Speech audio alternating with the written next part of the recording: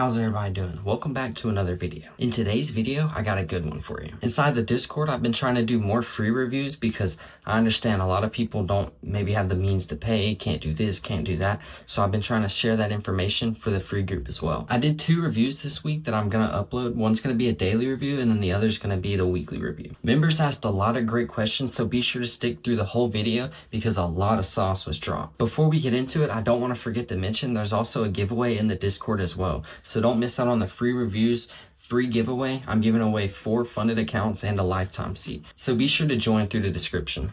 I really hope you guys enjoyed today's video, and most importantly, I hope you guys learned something from it and can take it into tomorrow. You guys have a great one. Break down the trade that I took. I longed somewhere roughly around here. This liquidity into, once we build liquidity like this, right? An SMT like this does not fade, even if we, have a SMT above this high, above this high, above this high, right? To me, all of this is kind of just, I just see all of this as an accumulation. But to really see, exactly why I entered, at 330, normally like we always do, enter around 330. Yeah, it's 340, whatever. But right, with the idea of why were we entering up here? Why are we, expecting it to at least create another high here? And then, where were my runner targets after that? Not the perfect trade, obviously. You guys usually see me down, in this suit down here. But you guys also know my rules as well. Like 9, 845, I can't do much there. I'm telling you guys, I'm usually looking at 6 or 7. And we do get that volatility during 6 or 7, right? That is beautiful. Movement down. The thing with this is kind of in the way that, I use my Asia session strategy, the one that's on YouTube. I don't, I don't look to, fill this gap, right? Because of where we are delivering from the PM session. Right, if we just simply on the 5-minute, right, we can see our V-shaped recovery. We have no key level. There's nothing like on the daily, right? The higher time frame pretty much calling us to come into, the failure swings. At that point, right, there's no reason to fade an in-dog trying to fill the gap. Gave you guys a reason, or actually somebody asked about, I think, covering that trade. That might have been the one Sunday that I took where we did have a, a large gap and I longed against it. Yeah, that was this one. Yeah, so somebody asked about this recap. We'll kind of get into that there. Keep in mind, we're on ES, right? So, I'll kind of jump back and forth between NQ and ES. And that's really important to me. Say about half of right? It's very important for me looking at both. They have to correlate. If they don't correlate, right, when, why, and where are they not correlating? Is it a high probability SMT? So going in from there, like we said, this to me is not beautiful. I think I said that I was in a one-on-one call with somebody I think it was Sifu. But you guys have actually seen an entry very, very similarly to this right here. And I'm gonna say it, and some of you are gonna look at it and be like, damn, did you just trust it like that? If we go to the 30-minute, right, what do we see? We see an inverse of our in-dog. We see relative equal highs.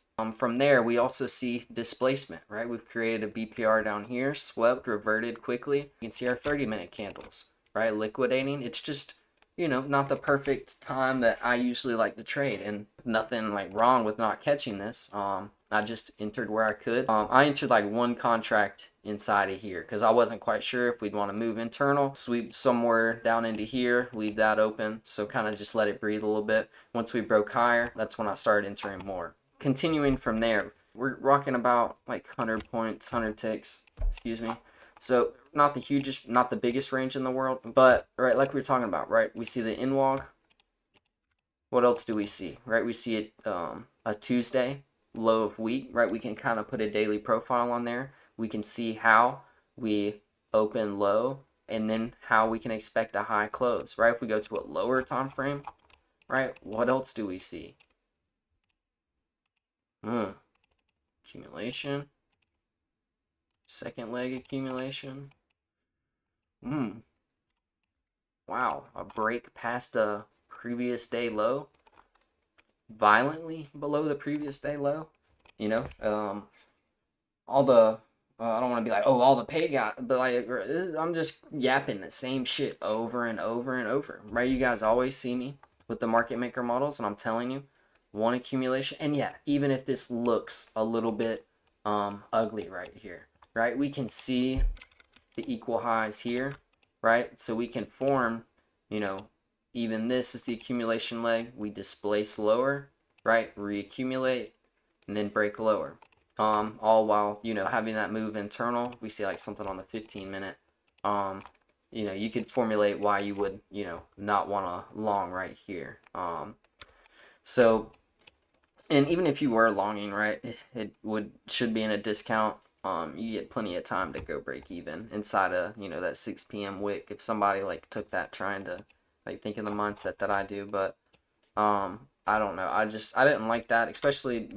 I mean, the only I mean, I wasn't on right at 6, but like if somebody took this, right, and you're able to enter inside the wick, you know, I wouldn't be like, "Oh my God, you're fucking terrible. That's a terrible trade," right? But if you take a loss here, you know, it's at the point there like, you know, if you're entering inside of the wick, good job.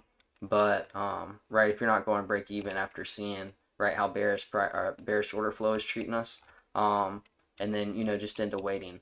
So that's one thing, you know, on this one I had to do. Wasn't able to really. I mean, it's like 9:45 after not catching a 6 p.m. So I wasn't even really looking.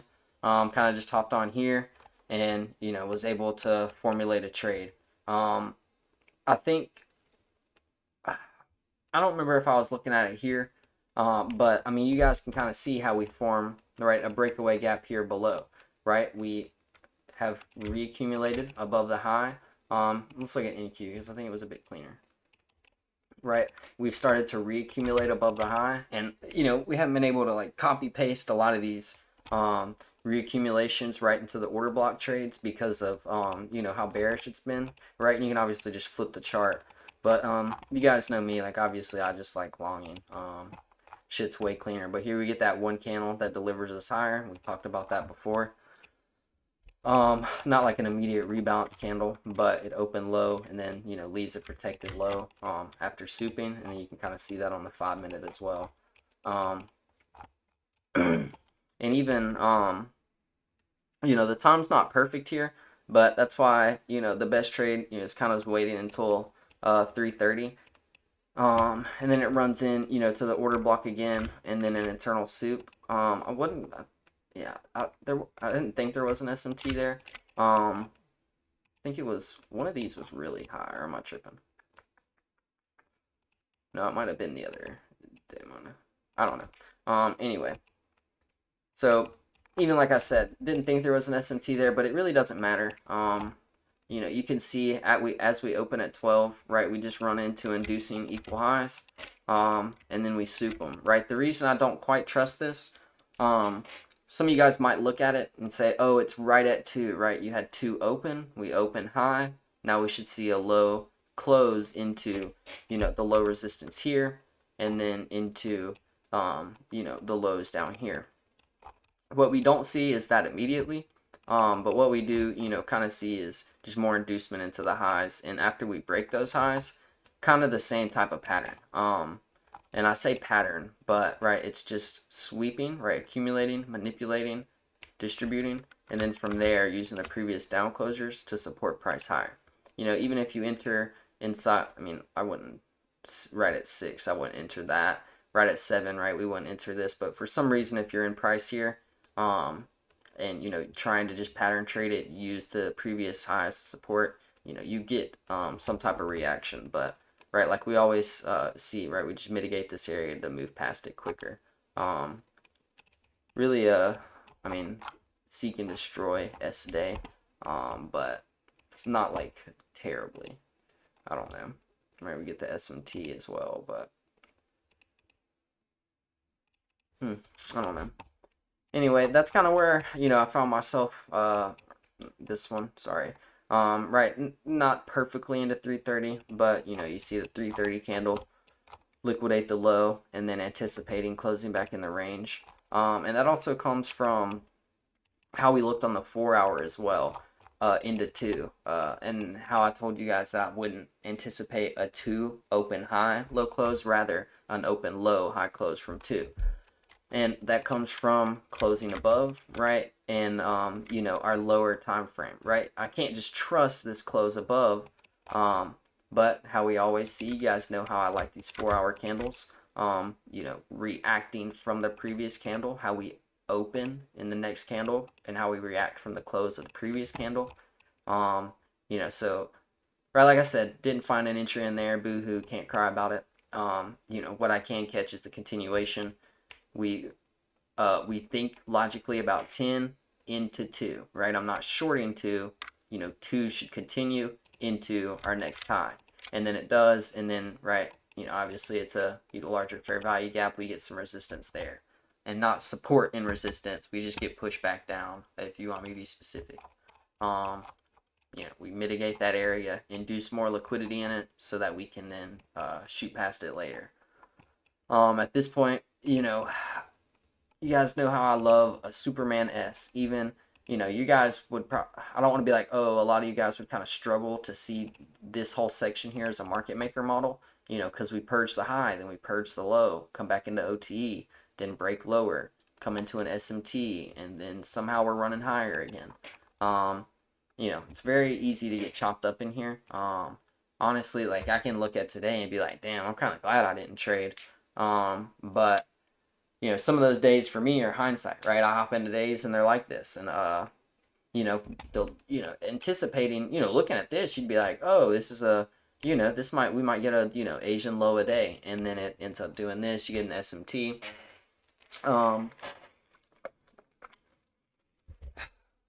And the biggest thing I'm telling, to not get caught up in that, is one, like we said, candle closures and the openings, but also your reactions below your key lows, right? If, right, like we're seeing here, especially into more 930, not the best correlation of the market. We can see this 745 holds, we're higher high, lower low, displacing, straight through there, right, higher high. If we look on 30 minutes, probably like an order block with a FEG, something like that. Breaker, whatever. You can see the lower low, higher high, lower low. So either way, and then, responding from the 4-hour gap as well, right? So some uncorrelation, this short here, I wouldn't be longing. Honestly, that's where I'm telling you guys, like, it's so important to, have clarity and, really like both assets, because that's what gives me, clarity if I'm unsure on NQ. I'm not hopping the YM. I don't give a fuck about YM. I've given you certain scenarios, high time frame, that I care about it. But I'm not gonna lie, like last time I kind of got raped in here, so I can't even lie, so it's all right. But for the first time of us, like, big bearish move down, I'm all right with, like, missing, lacking a little bit behind, right? You guys see me fading shorts.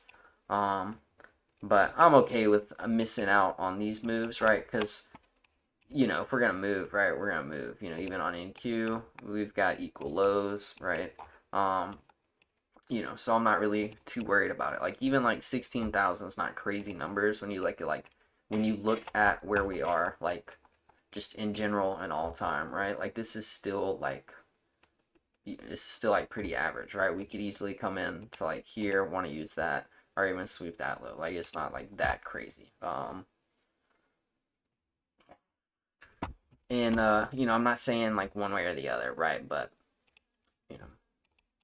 you guys have seen me long. I'm, like, more 50-50, right? It's easy to be bearish, but, to me, it's always sus. Like, we could easily just eat all of this up, right? 2 equal highs, some more relatives here, and then even at all-time highs, right? We could easily eat it up, right? And, if you guys start almost riding the short train, I'm not gonna be like, oh, you're gonna miss it, right? Just, be malleable, be able to go, oh, I see this happening, right?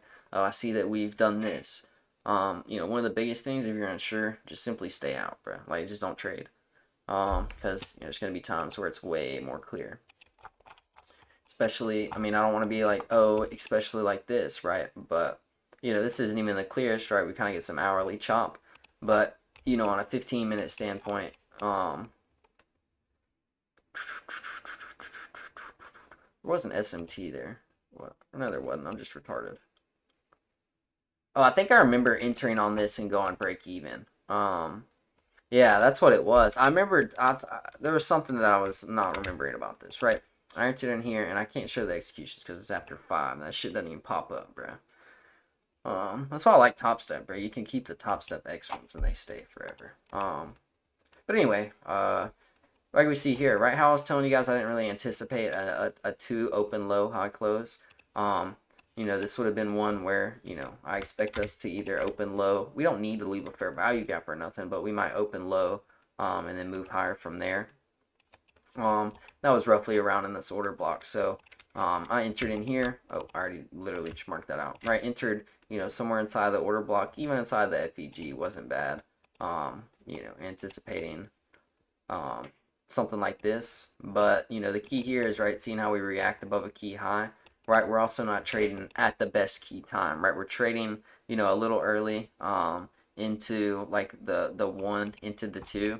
You know, I kind of think about it like PM sessions. Sometimes you can trade the 1, but, you know, clearly this was not one of these, right? We go break even at like, you know, a terrible RR, but I was, you know, more trying to get something like this, you know, like into that 4 hour. ES and NQ has to reject off. It doesn't have to. Especially, I mean, you'll see a lot of the time, like the end of the trend isn't your friend, right? Especially with, you know, higher time frame SMTs, but I'm not gonna be like, oh, this, that, or the other, one way or the other. Because right, technically we're right back inside the range, you know, of the SMT and the low. So I don't know. Sometimes I'll get a reaction based off how, you know, 5 reacts. But, you know, like, it really does. I mean, it looks more bearish, but, you know, I'm not going to be like, oh, it looks. Because, I mean, I just trade my session. Like, this would be like one of the 6s. I probably don't really mess with that, that heavily. But we'll see as it formulates more. You know, I could be like, oh, you know, I see it's reaccumulating, right? Kind of manipulate lower into like an OB or something, right? And this is souped out. We have that SMT here, so we don't really need to soup that out, you know. And then we're in an OT roughly around there, so that'd be like what I like look for, but I wouldn't be so certain, right? And can somebody please tell me why? Please tell me why I'm not like the most certain in the world, or why I wouldn't necessarily want to trade this 6 p.m. Anybody got a great answer for that? I would say your name, bro, but I'm not gonna say that, you nerd. No, well, yeah, a little bit of a mixed bias, right? But we also have CPI in the morning. So, you know, it's easy to be like, oh, I want to catch the lower high before Asia, but, you know, always remember we got news and shit.